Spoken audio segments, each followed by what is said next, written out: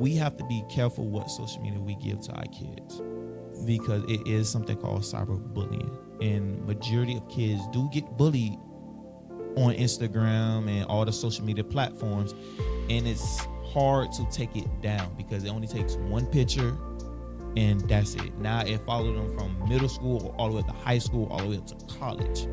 Just one picture and it doesn't go away.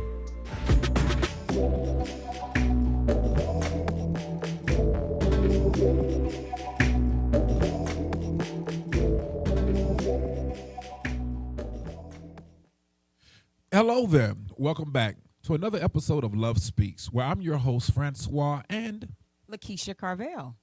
we're so dynamically excited to have you back with us as we get ready to embark upon a series of discussions dealing with mental health. We are in the month of mental health, and Mental Health Month is more so about the awareness. However, mental health is year round. Exactly. Absolutely agree. Mental health is not only year round, but it is vital and it's important that we all pay attention to signs concerning our mental health, but also those that are around us. Signs are always there, and we do not need to ignore them, because if we are aware of the signs, we can address the issues. Absolutely, absolutely. And so we're beginning to embark upon different series, and then you're actually in your master's program at this point, which you almost finished with your Yes. master's degree in.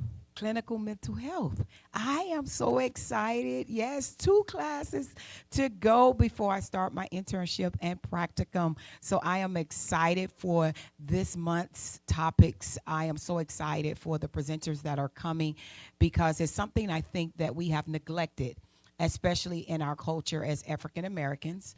We've always been told what happens in our house stays in our house. And so I think it's time for us to pivot from that and start addressing some of those things that were not addressed even in our childhood. It's never too late. Exactly. And I want to say not just African Americans, but also the church. And then especially within the black church, we've demonized a lot of things that really needed some attention. And so we're going to be addressing a whole lot of different issues as it pertains to mental health and how it plays in different areas of our life. So I'm excited, ready to dive into our topics for this month. It's going to be great, because even as I've been doing my coursework in mental health, I identified a lot of issues, not only in my personal life, but just in my parental background, in my family status, a lot of things that were not addressed, that somewhat, not just we would say are necessarily stigmas, but it's a reality. And I think these things that has to be addressed. And as I said earlier, once we recognize the issues, we can address the issues, and then we can now see the change, us developing from those issues. So I believe having this conversation is important during this month of mental health. Absolutely. And one of the things that's also to, even though you're getting your master's in clinical mental health, I plan on getting my master's in the same exact field. However, being aware of mental health, there are so many parties that play a part in it. And you'll be surprised about what you can do in your own personal field of whatever you're doing to help in the aid of mental health. You mentioned about the upbringing and concerning children. And so our first guest is about to come on, who is excellent, who has the ability or has time of working with children over and over and over again. And so we're very excited to bring on our next guest. Coach Shakur Wigfall. He's not only a coach, but he's a youth mentor and an active participant in his local church as well. So we want to hear from this young man speaking to our generation today. He's going to give us some insight and some great information that we all may not know, and some of us may know. But it's always good to sit with the young people to hear what they have to say, what's on their heart, and what's going on in their community. We do know there's different communities. My community is not the same as the young people community. Because I got dressed the other day and I asked my son, who's not a part of my community, how did this look? Do I look young? And he's like, no, mommy, that's not young. That's not hip. So my young is not their young. So it's good to hear. We're going to hear from Coach Shakur. Welcome, Shakur. Coach Wigfall, thank you so much for being with us on Love Speaks. We understand that you have a part of this platform is just dealing with people who have a love and a strong passion about what they do. And so thank you so much for being with us on today. Thank you for having me today on this beautiful morning. Thank you so much. So, Coach Wigfall, we are dealing with mental health. And sometimes we take it for granted, the impact that coaches have, especially on young people. Young people deal with a lot of stress as well. A lot of times, I come from the generation where children are to be seen and not heard. And so a lot of our older generation grew up with that, being unable to express if they were feeling sad, if they were feeling afraid, if they were feeling discouraged, or anything else like that. But we have awakened to a place where we realize that our children are stressed out as well. Suicide rates are extremely high, and our children come across influential people as yourself. As yourself. They come across influential people as yourself. I understand that even as a coach, tell me what is it that you do? What's your occupation, and what is it that you do? Right now, I do park service aid. So on a day-to-day basis, at 1:50, I go to school and I go pick the kids up, take them back to the park, and then we start helping them with homework. We start talking to them. We do arts and craft with them. We do something called Spark with them. And we do different things throughout the year, from Christmas, Black History, Valentine's Day, and so on and so forth. So we do our best to understand where the kids coming from and giving the kids the time and day they need. Sometimes they don't get it at home. Sometimes the parents be too busy. They can't sit down and say, hey, how was school today? How was camp today? How was practice today? How was dance? Or anything along those lines, because at the end of the day, kids are people too. Smaller people, but they are people. So my best advice is right now is tell them, how was your day? I can 100% agree with you. I worked in Dade County School Board for a long time in the Department of Transportation, and being a school bus driver, I became somewhat of a counselor for the children when they got on the bus. And so that was just a perfect opportunity to talk to our young people, see where their head was before school and before they got home, because it was always challenging just to kind of address some of their mental stress that they experience as well. So I commend you for that. That's a very commendable thing that you do. I want to add to that as well in regards to what you're doing in the community and how impactful it is, because especially today, we have evolved as a culture. We have evolved as a people. And so my generation, we had mom who was probably always home, and this generation, we don't have that because a lot of parents work on the outside. And so when kids come home from school, parents are not home. So having the aftercare placement that children can go from school to an aftercare environment where they can still be around some kind of authority, some kind of adult who can help them navigate through decision making and also be imparting in them as well. So that is really great to see what you're doing in the community, and also helping parents, because that's what it's initially designed for, because it helps those parents who have to work, after 5 p.m. or have to work and not able to pick up the children who gets out of school around 2 or 3 p.m. So it's really great. And so I just wanted to ask, what inspired you to be a youth counselor, youth worker, and not only what inspired you, but how do you deal with the youth emotions on a day-to-day basis? What really inspired me was my old supervisor. At first, I was used to clean up the park and everything, but he said, I think it's something more for you to do other than just pick stick and cleaning up the park. So he put me at a local park to work with kids. And he always came there every Friday faithfully. He never missed a Friday. And he said, oh, I see you getting better. You're talking with the kids. You're communicating with the kids. The kids love you. The first thing at that time was when the kids get off the van, they used to run up and say, hey, Coach Shakur, my day was this, my day was that. Coach Shakur, I got straight A's. You look at my A's. And it inspired me to actually say, okay, I really want to do this in my career. This is something I choose to do. And to deal with kids' mental health and behavior, it's challenging on a day-to-day basis because it's hard to tell when a kid sometimes is happy inside. For instance, example, like yesterday, a kid walked in, he was looking all sad and stuff. We throwing a party, we having fun. So my question was him, what's wrong? And I'm like, he's told me, Coach, my eye hurt. Most parents, they won't pay no attention. So it's always the little things would come down to kids. Just ask them. If you see something bothering with your son or daughter or nephew, just ask them, are you okay? How was school? Oh, my teacher got mad at me because I did something. Sometimes at a situation like that, just let the kids speak. Let them speak. Even if you don't understand where they're coming from, just let them speak. That's good. That's good. And then from there, then you actually engage with them. You don't yell at them. You don't scream at them because what just happened at school. You say, okay, maybe if you did it like this or did it like that, it might be a little bit better.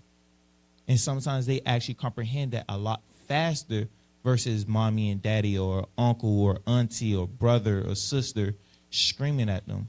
Because when they bring me a situation, I just talk to them. I don't get mad at them. Granted, that's not my son, that's not my daughter, but I'm not going to scream at them. If they get an F, guess what? Most kids, they don't want to show mommy and daddy or auntie or anybody because why? The first thing is they're going to get in trouble. When they bring it to me, I say, okay, I need you to bring that F to a D. When you bring it to a D, bring it up to a C. So now they have that motivation. Now I'm going to really challenge them and say, okay, now you have it at a C. Now let's bring it up to an A. Next thing you know, they have an A, then another A, then another A. So just encourage your kids. Talk to your kids and inspire them.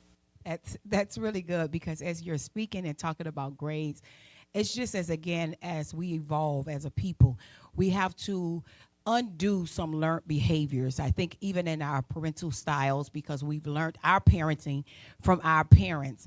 And so when you're talking about grades, I just kind of think back because I remember bringing report cards home to my father, and that wasn't that kind of encouragement. So thank you so much for being an encourager to our young people, because my father told me, if you had a D and I brought a D home, my report card, D's are for dummies. And I don't want to tell you what he said the F was for, but you can, take your imagination there, but the F was for. And so I want to say it's really good because we have to unlearn some patterns that was learned in our parental styles that can contribute to us not being encouragements to our children. And so it's good that not, if they're missing it at home, that they have it with you in the aftercare program. Absolutely. Great. I love the work that you're doing. Have you seen the effects in a child's behavior after you have had contact with them?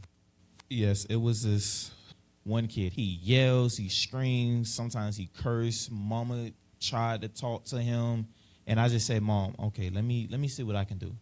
So from there, I took him under my wing. Every time I see him get mad or start storming off, I'm right behind him, and I tell him, hey, I'm here. Coach Score's still here.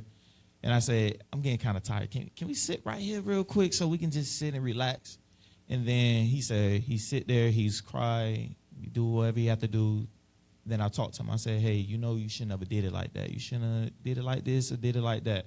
You know that wasn't a big deal. Come on now, a three just because you lost a basketball game by a 3-pointer, really? Football because you got bombed, really? Is it that serious? And he really started thinking about it. So from there, every time I need help doing something, I say, hey, I need help. Can you come help me clean up? Can you help me to put back the tables? And from there, he always seen how I was there for him, regardless of good or bad. And now today, if you see the kid, you won't even think he the same kid for 2 years ago. Now he's real helpful. It don't even have to come from me. It can come from anybody. And he'll say, hey, can you help me do this? And he'll say, okay. And his mom came to me and said, thank you so much because you really changed my child's life. His grades is a lot better. His behavior at home is a lot better. He's more helpful. He's more responsible. And he's just, and there's only 3 of them. And he's the middle child. And he's doing all of this by himself. So it was a big difference. And today, I'm so proud of him. I tell him this each and every day when I look at him. I'm saying, I'm so proud of you. And it really touched me because I really made a change in one kid's life. And I know I could do it in other kids' life. Absolutely. So I'm seeing and hearing strong levels of emotional support. Strong levels of emotional support. Even when he was feeling disappointed for missing the win by 3 points, disappointed from many, but you gave him that strong emotional support. And strong emotional support really takes us a long way. I really just take my hats off to you that you're not a mental health expert, but you're a coach doing great things in the mental health of our young people of today. I really appreciate that. What is your reward in return for when you look at the lives of these children flourishing? I don't look for no rewards. I don't look for nothing. We have a lot of athletes at our park. So the main thing I tell them is when you walk across that stage, just one time, just say my name, good or bad. It doesn't matter. I don't care. I want to be able to turn on the TV and say, that's my kid right there. I taught him at the park. He embarrassed me, I embarrassed him, but that's just the relationship we have with them. Even down to the girls we have in dancers. I be telling them, look, you can do whatever you want. You can do, if you want to do cheer, do dance, do music. And I try to encourage them to do other things other than the things that we are learning in our community, which is just sports for boys and dancing and cheering for girls. No, go be a police officer. Go be a not a dancer, firefighter, nurse, something, to really inspire them to do other things. And I don't look for no reward. It doesn't, the only satisfaction reward I want, just to know they still remember me 10, 15 years later, and they see me on the street and they say, oh, ain't you Coach Shakur? Hey, Coach Shakur. That's the only thing I want from them. Absolutely. And I have to tell you that it makes a difference, and you will be in their remembrance forever. I still know my elementary school music teacher, and she still knows my name till this day. And I've been out of school a long time. And so it boosts self-confidence, it boosts encouragement, which helps with the stability of our young people. I just want to ask one last question here. I know you mentioned in regards to, because this is the month for mental health, and we just want to kind of convey the message to those who are viewing and those who are watching this broadcast, that you would just kind of, I know you're not a mental health professional. I know you're not, but I know you, because you did mention some of the emotionals, that you kind of saw from children and the behaviors. So if you can just if you have any stories that you feel comfortable with sharing, because some parents may not know that there's something that's really taking place deep that may need a mental health professional. And I always say, it should never be shunned upon if you have to reach out for help, even when it comes down to children. I think it's so important. I believe, honestly and sincerely, if you combat it at that age, they will not grow up with those dysfunctions and different, things that are attacking them emotionally. If they can deal with it from a counseling perspective where they can find someone to speak to, if it's okay, and I can share it here, because our son, many know, and I just say because I'm an advocate for mental health. And that's why I'm getting my degree in mental health counseling, to become a therapist, to help our community, that we could continue to evolve.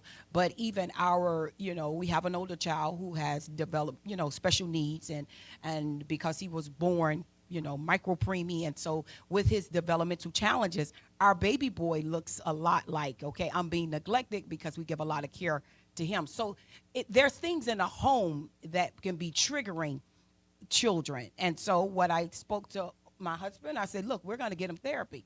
So we have him in therapy now, so he sits every single week virtually with the therapist that he talks to, and he's able to be himself, and he's able to express himself. So if you can just kind of give maybe some parent that's listening that may be ignoring, like I said, the signs are there, that may be ignoring some signs that you have seen in your program, that a parent may pick up on and say, okay, yeah, I've seen that behavior too. Is there any stories you can share? This one kid, because one kid we take disability kids too, so his was a little bit different from the way how I used to coach kids, and I had to adjust myself to it. So what I had to do was I had to look at him different. He was 6, and we consider him as a runner, meaning if something don't go his way, he will run, and you have like 4, 5 coaches trying to chase him, and none of us could catch him because he was that fast. And we telling the mom like, hey, what can we do? The mom saying, I don't know what to do. I can't help you. We asked Dad. Dad saying, hey, look, you could just hit him, but we telling him we can't do that because that's not in our job description. Yes. So one day he ran. I ran after him, and I'm running. I'm trying to catch him to just talk to him.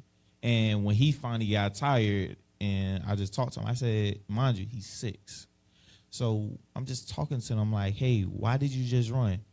Because they took the basketball from me, and that's not fair. I'm like, they took a basketball from you, so you ran outside of the gym to go outside to run. He said, yeah, I didn't care. It wasn't fair. And I'm like, it's just a game. How about this? Let's go inside. Let's go in the closet. Let's get your favorite basketball. And then just me and you is going to play. And just that interaction is different. So now me and him is playing basketball. So now he get all the attention that he want. He just wanted attention.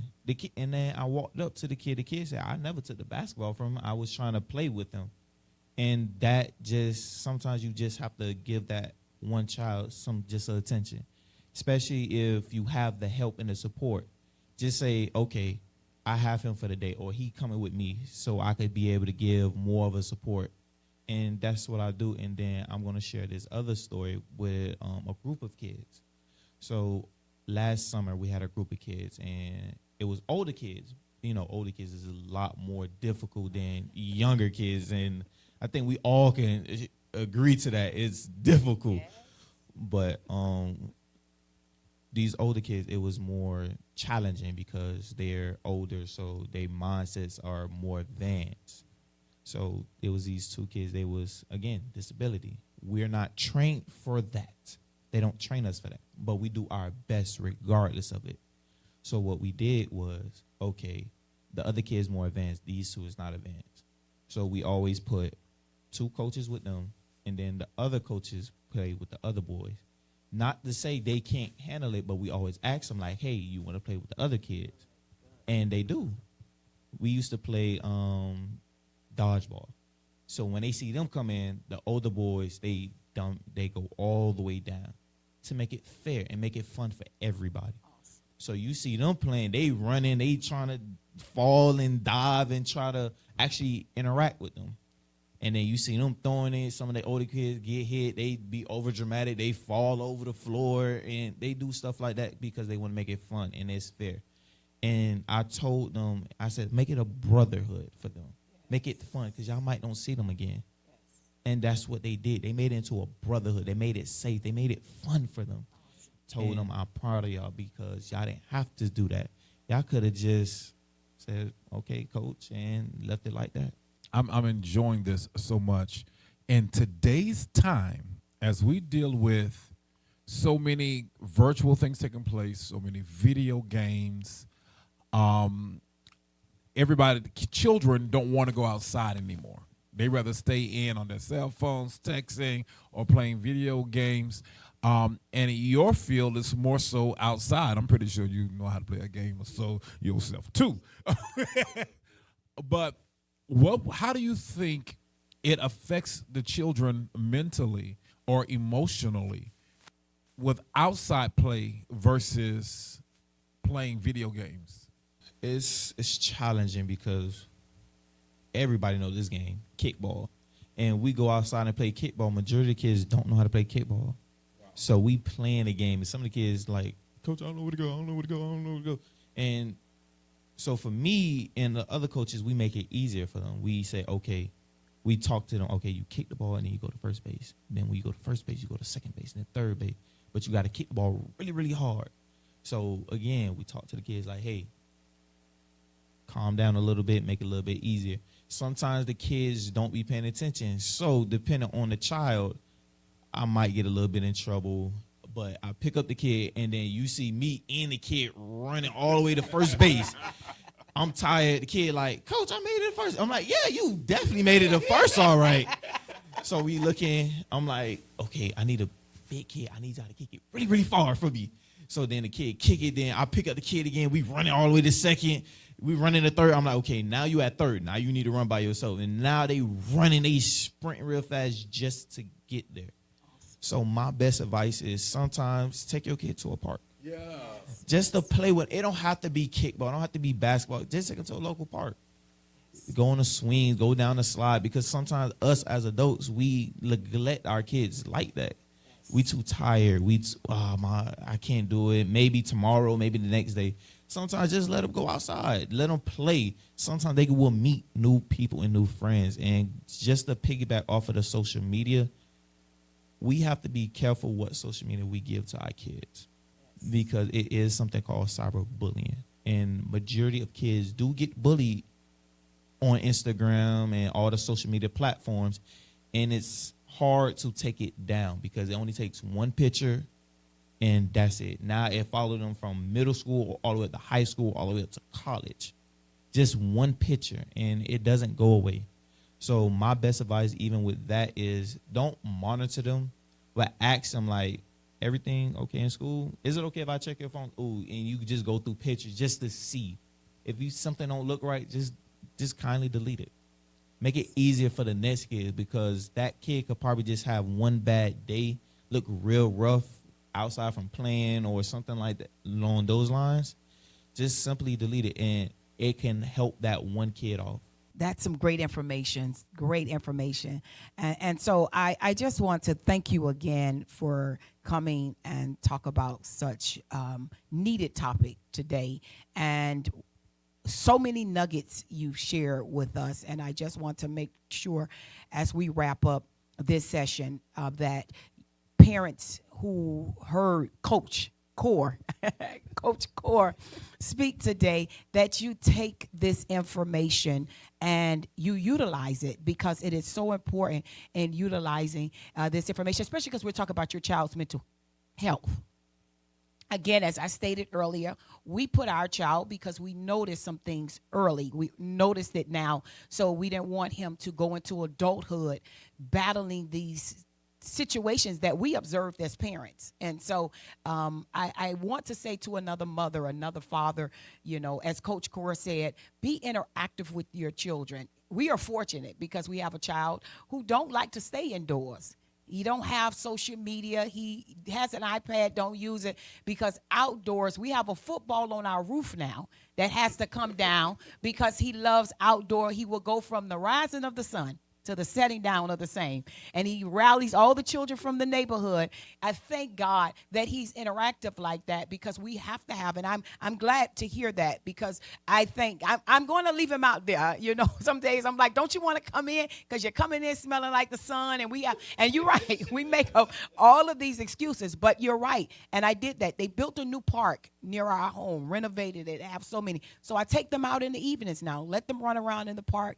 And that's my time with them. my time with our children, and we do it together as a family sometime when time permits. But it is great information that we heard today. And again, looking and noticing and paying attention to some of the signs concerning your child's mental health. Reach out to a mental health professional if you need it. Okay, they take all insurances. So don't stray from it. No matter what you were taught or what you learned, you can unlearn that to help your child. Absolutely. And I'm this has been a great interview. And please listen to Coach Shakur. Getting outside, leaving the devices down just for a little bit does well for your child's upbringing, helps them to communicate better with the world around them. It helps them to get some fresh air in God's green earth. So we greatly appreciate you and your advice and what you are doing. Is there any kind of contact information that you would like to leave if anybody wanted to contact you concerning anything? My contact information, just go to a park. Anything after school care, just go there. Let your kid have fun. Let them be a kid. Because at the end of the day, we only live a kid, only a few years? Exactly. Yes. And then the rest is adulthood. Yes. Just take them to any park. Love on them. Let them have fun. If they get hurt, let them get hurt. But let them be a kid.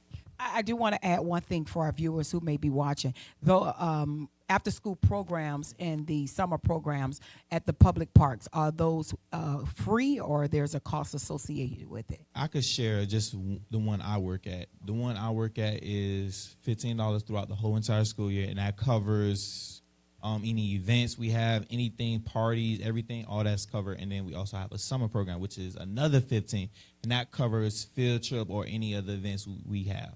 And did you just say $15 for the entire summer? $15 for the whole entire summer, and then you go right into the school year, another $15, and that's it. All righty. So look up at your public park, because if it's for his park, I'm pretty sure it's probably for the same public parks in your communities as well. So we do want to say this as we end this session. We want to make sure that you've heard the main focus and topic of this discussion. Disconnect so that you can connect with your youth. Love is what love does, socially and emotionally. Thank you for Love Speaks. Don't forget to like and share this broadcast, and don't forget to click the link below or the notification bell below that you can join and us for our future broadcasts as well. Thank you so much for tuning in to another segment of Love Speaks. We